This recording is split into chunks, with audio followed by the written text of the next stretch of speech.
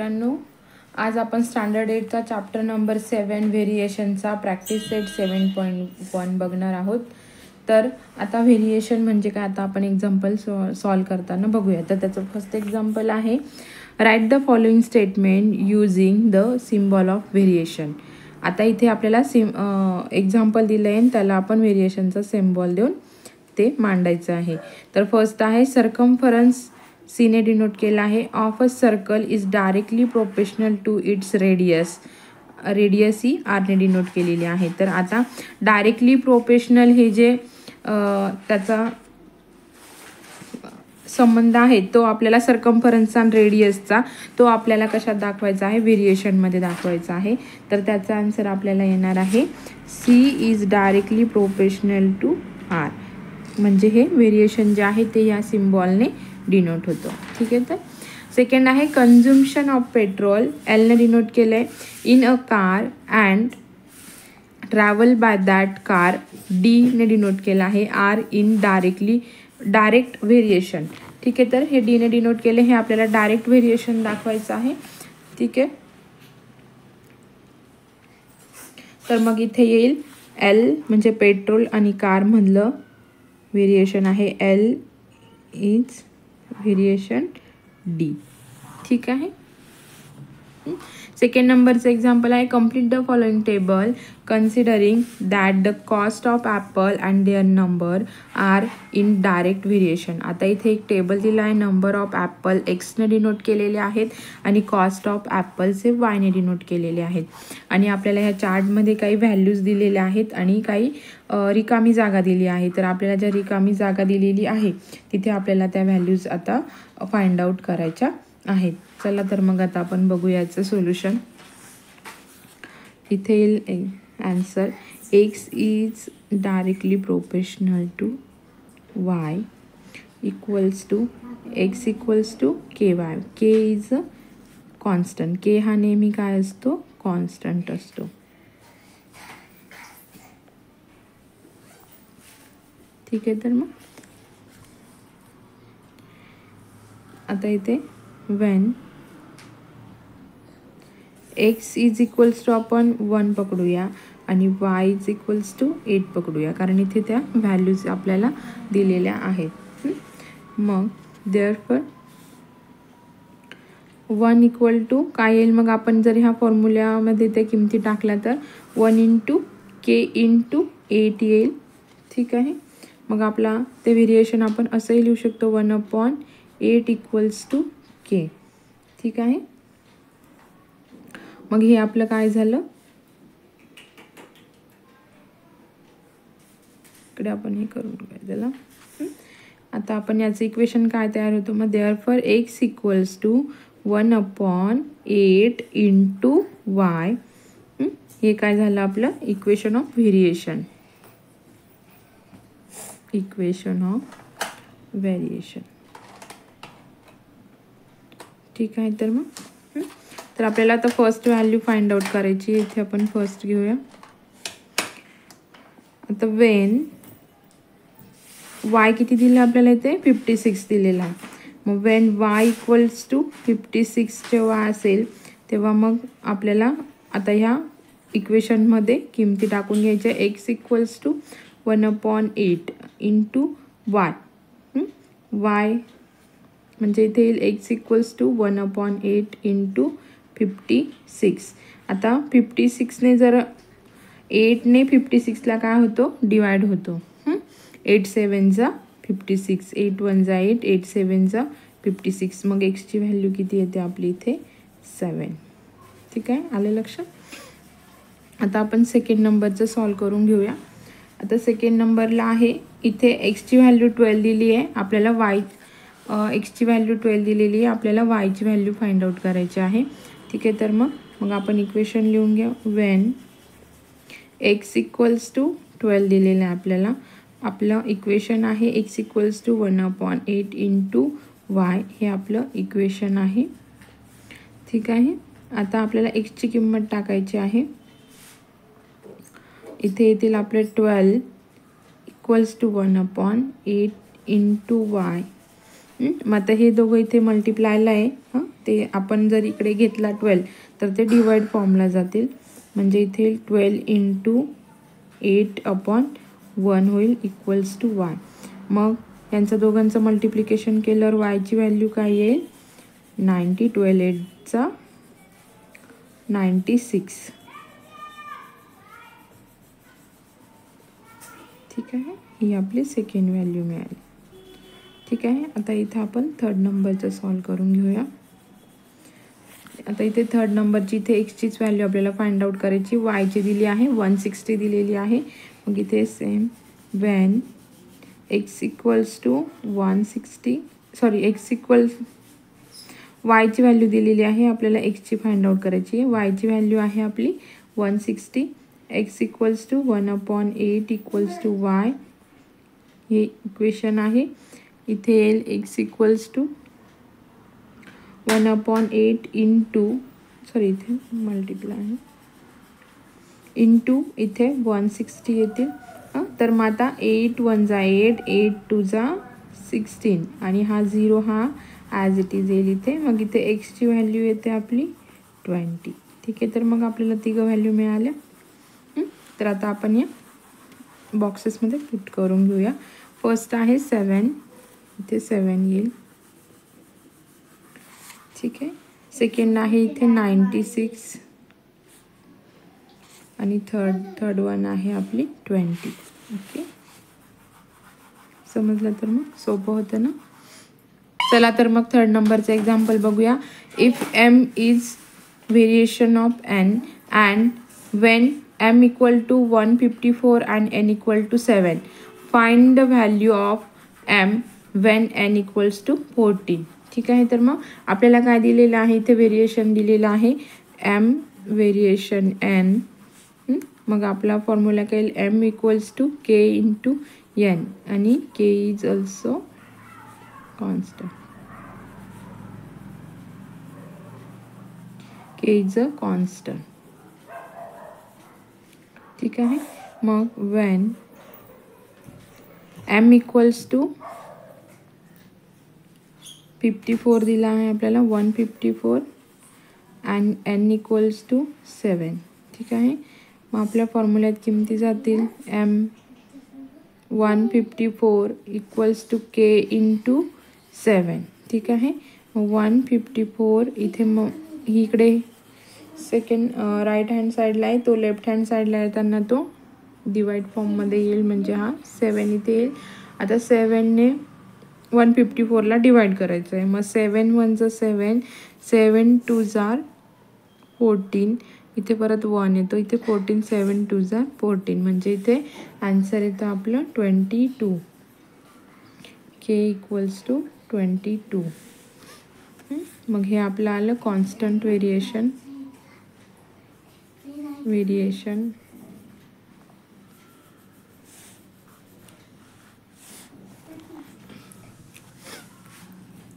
ठीक आहे, आता इथे m इक्वल्स टू 22n हे काय झालं आपलं इक्वेशन ऑफ व्हेरिएशन झालं.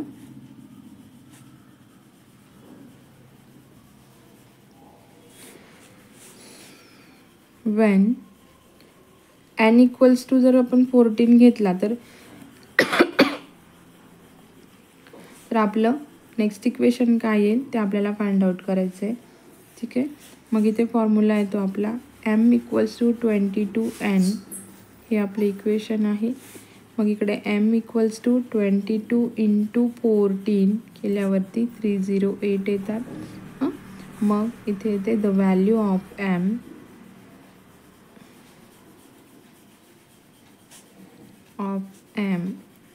इज 308.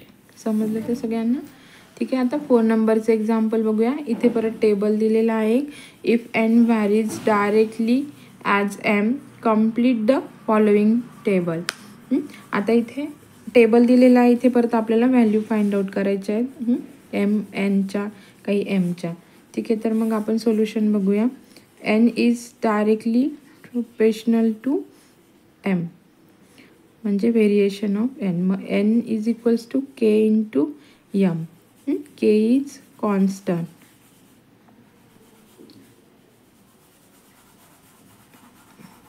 ठीक आहे. वेन n इक्वल्स टू 12 येईल, फर्स्ट व्हॅल्यू 12 आहे. ठीक आहे. आणि m इक्वल्स टू 3 येईल, m इक्वल्स टू 3 येईल. मग आपली इक्वेशन काय तयार होईल, n equals to k into m. हे झालं इक्वेशन. मग इथे 12 इक्वल्स टू k इंटू 3 येईल. ठीक आहे.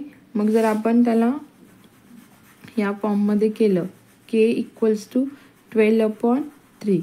मग 3 1 जार 3, 3 4 जार 12 येतील. ठीक आहे. मग आपल्याला k ची व्हॅल्यू मिळते 4. ठीक आहे, आलं लक्षात. मग आता आपल्याला फर्स्ट व्हॅल्यू ही n ची फाइंड आउट करायची आहे. तर m किती दिलेला आहे आपल्याला, 6.5. ठीक आहे. मग n equals to 4 into m आहे, हे आपलं इक्वेशन असणार आहे. मग आपल्याला आता n किती आहे आपलं,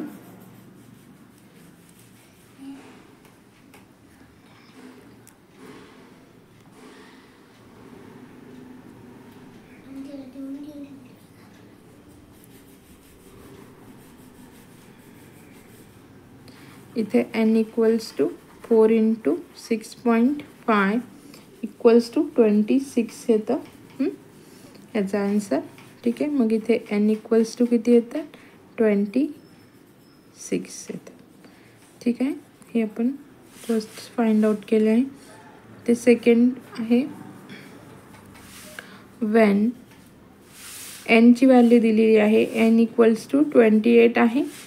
n equals to 4 into n हे आपले इक्वेशन आहे.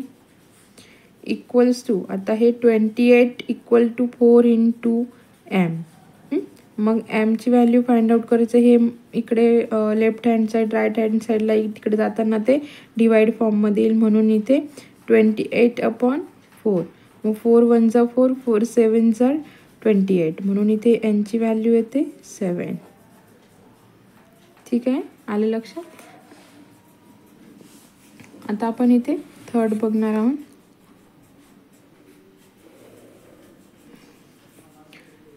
थर्ड आहे आपली, m ची व्हॅल्यू दिलेली आहे इथे 1.25. When equals m equals to 1.25. ठीक आहे. n equals to 4m equation आहे आपलं. आता 4 into 1.25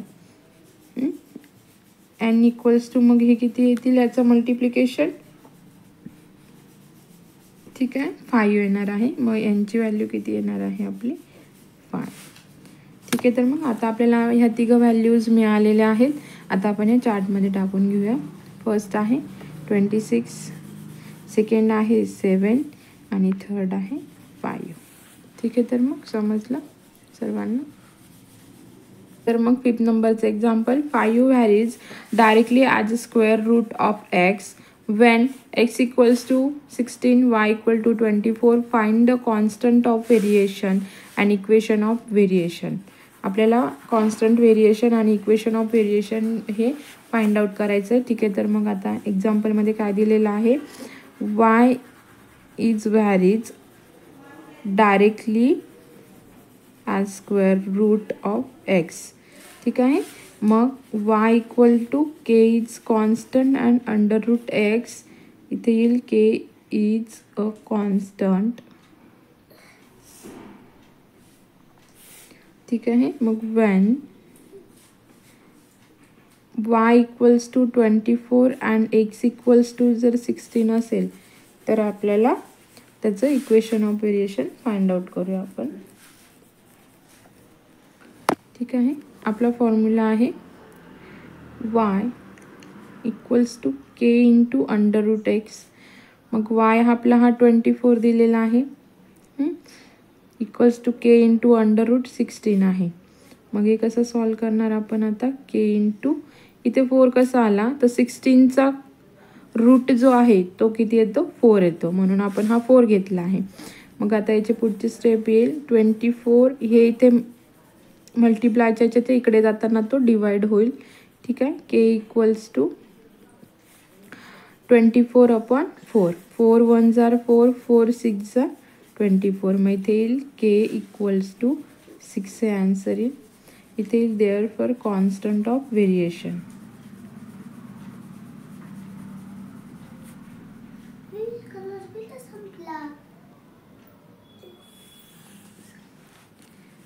therefore y equal to 6/x येईल मग. ठीक आहे. Is the equation of variation.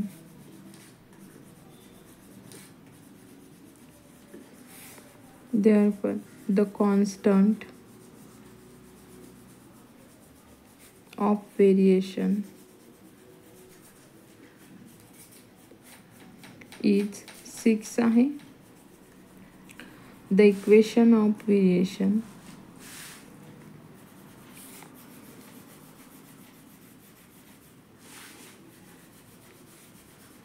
is y equals to 6/√x हे आलेलं आहे. ठीक आहे. तर मग नेक्स्ट एक्झाम्पल बघूया. The total remuneration paid to labours employed to harvest soybean in the direct variation with the number of labours. If remuneration of 4 labours is ₹1000. Find the remuneration of 17 labours. ठीक आहे. तर मग आपल्याला 17 लेबर्सचं रिन्युमरेशन काढायचं आहे. ठीक आहे. Let the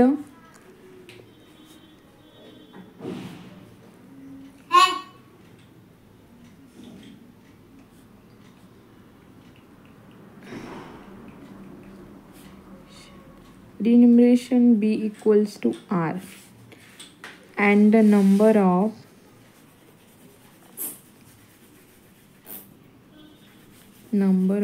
labor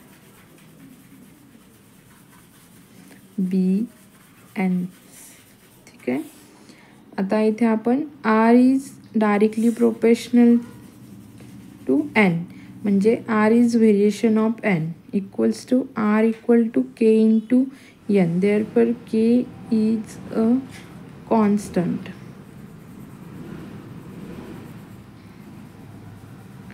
When n equals to 4 इथे दिलं आपल्याला n equals to 4, r equals to 1000. ठीक आहे. मग आपल्याला आता आपल्या इक्वेशनमध्ये व्हॅल्यूज टाकून घ्यायच्या. इक्वेशन काय आहे? r equal to k into n आहे. मग इथे होईल 1000 इक्वल्स टू k इंटू 4. ठीक आहे. हा इकडे मल्टिप्लायला इकडे जाताना तो डिवाइड होईल. मग k इक्वल टू 1000/4 येईल. मग इथे येतं आन्सर 250. 4ने 1000ला डिवाइड केल्यानंतर इथे 250 येतं. म्हणजे इथे k इक्वल्स टू 250 येतं. k इज कॉन्स्टंट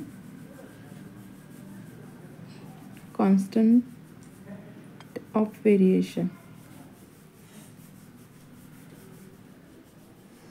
ठीक आहे. r equals to 250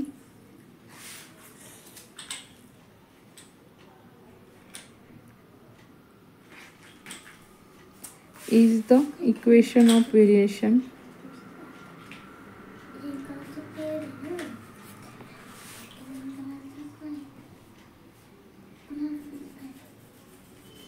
When substituting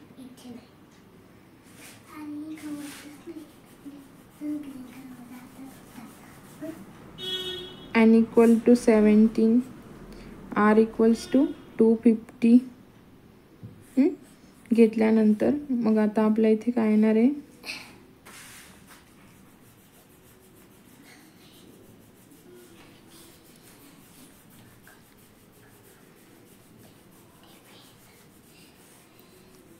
sorry, इथे इक्वेशनमध्ये n लिहायचं राहिलं आहे. मग येईल इथे r इक्वल्स टू 250 इंटू 70. तर याचं मल्टिप्लिकेशन आहे 4250. ठीक आहे. जर 17 लेबर्स असतील तर त्यांचं टोटल रिनंबरेशन हे 4250 होणार आहे. म्हणजे इथे आपल्याला R = 250 × n आहे हे. ठीक आहे. मग या आपण इक्वेशनमध्ये हे व्हॅल्यूज टाकून घेतल्यानंतर हे आन्सर मिळालं आहे. मग देअरफॉर द रिनंबरेशन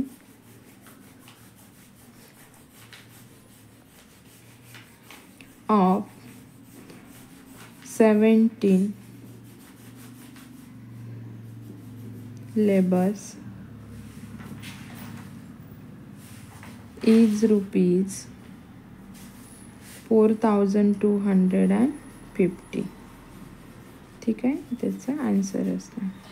समजलं सगळ्यांना? असेच नवनवीन व्हिडिओ बघण्यासाठी चॅनलला लाईक करा, सबस्क्राईब करा आणि तुमच्या फ्रेंड्ससोबत शेअर करा. भेटूया आपण नवीन व्हिडिओमध्ये. थँक्यू.